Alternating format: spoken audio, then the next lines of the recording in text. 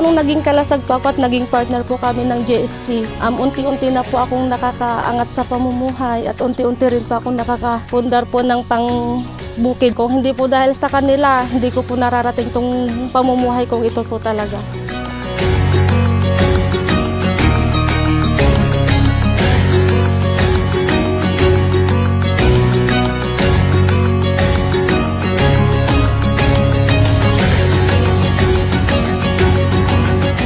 Nakita ko po kung gaano kahalaga yung role ng agrikultura sa buhay po namin. Mahirap po siya kung titingnan. Pagka po andun ka na, madali na lang po. Negosyo na rin po ang pagsasaka and masaya po siyang gawin.